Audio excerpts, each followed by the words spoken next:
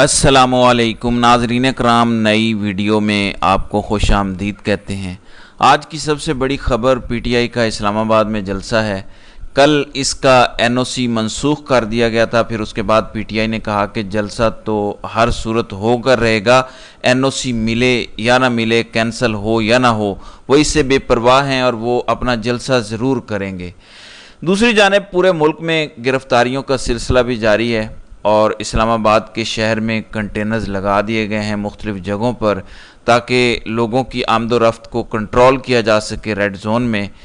वैसे Islamabad express way, zero point और दूसरे मकामात अभी तक खुले हैं, लेकिन तरनोल का एरिया जहां पर जलसे का ऐलान किया गया, जगह दी गई थी गवर्नमेंट की जगह की तरफ से, वहाँ पर कंटेनर्स लगाकर उसको बंद कर दिया गया है, वहाँ तक की एक्सेस बंद कर दी गई है। लेकिन लोग पंजाब भर से पीटीआई के पहुँचना शुरू हो चुके हैं, केपीके से पहुँचना शुरू हो चुके हैं।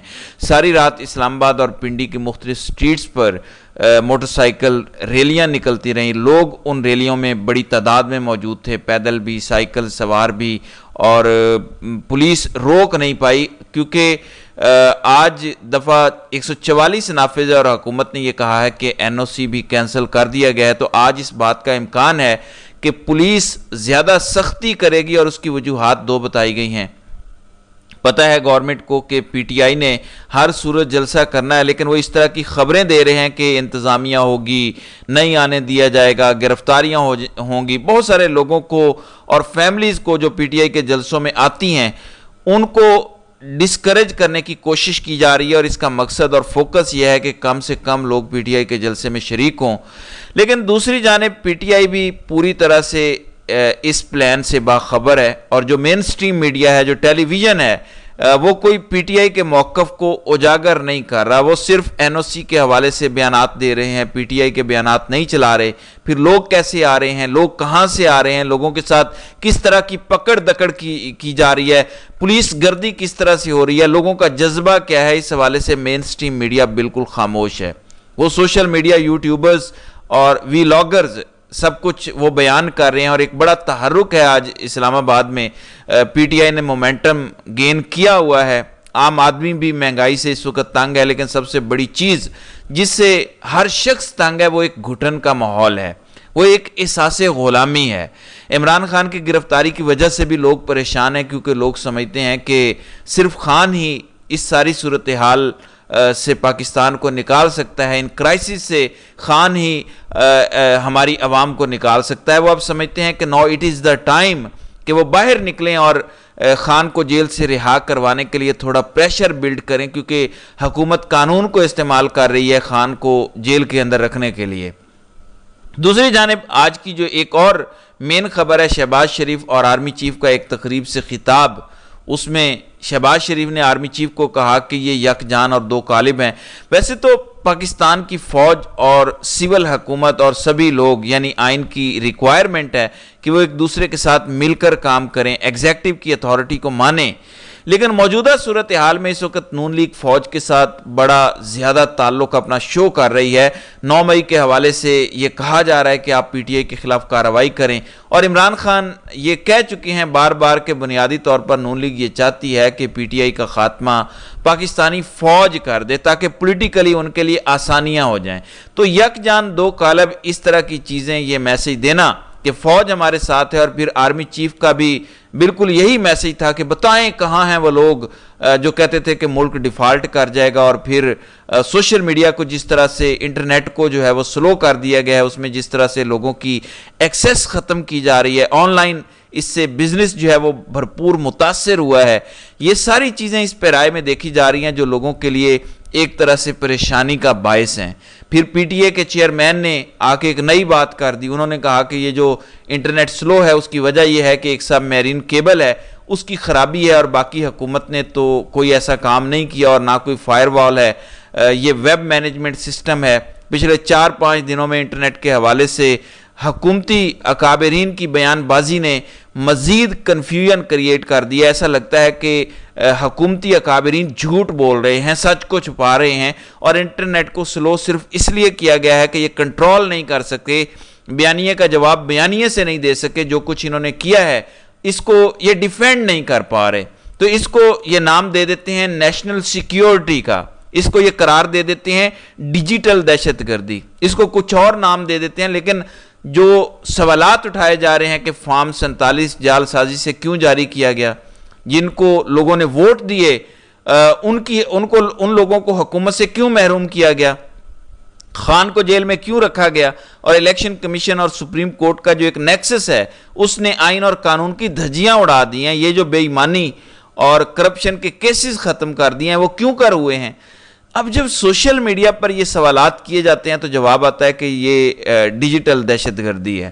تو اس صورتحال نے مزید حکومتی جھوٹ کو نمایاں کیا ہے، کیونکہ پی ٹی آئی کے چیئرمین نے آ کر کچھ اور ہی بات کی ہے۔ اب معاملہ یہ ہے کہ پیپلز پارٹی اور نون لیگ کے بیچ بھی کچھ معاملات خراب ہیں۔ بلاول بھٹو آج وزیر اعظم سے ملاقات کریں گے، یہ ایک ڈنر ملاقات ہوگی۔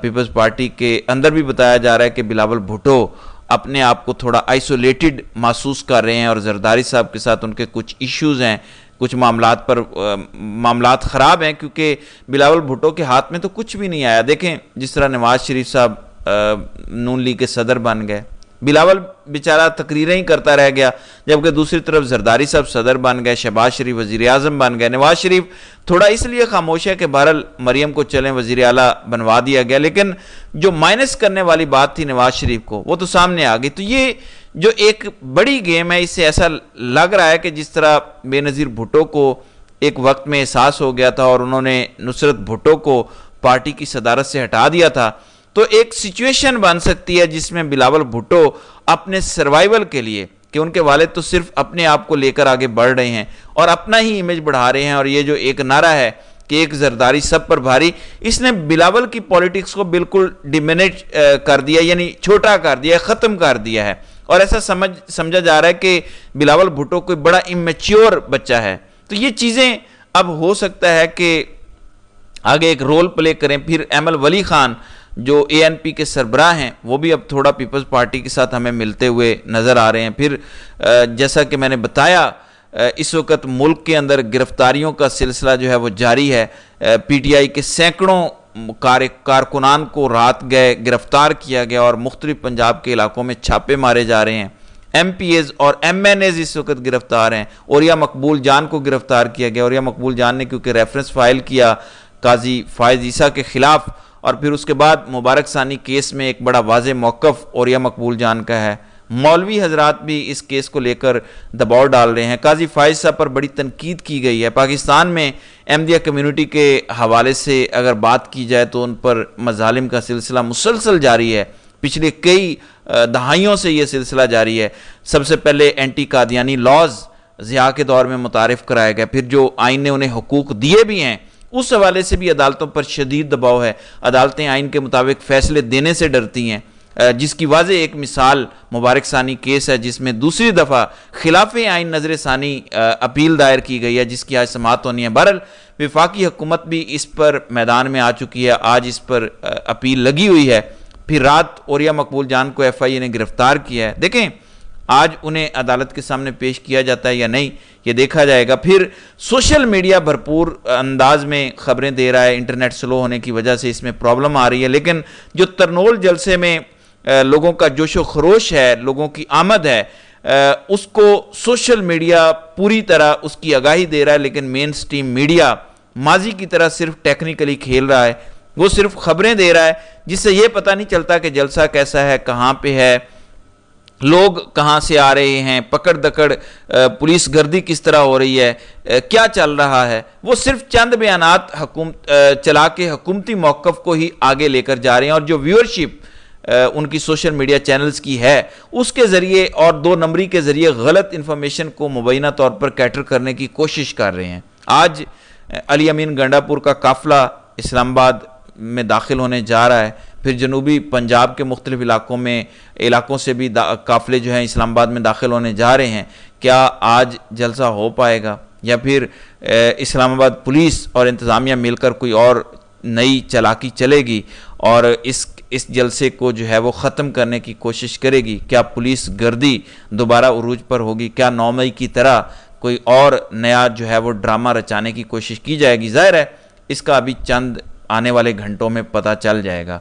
तो नाज़रीन करام, आपकी इस वीडियो के हवाले से क्या राय है, आप अपनी राय का इजहार कमेंट सेक्शन में ज़रूर कीजिएगा।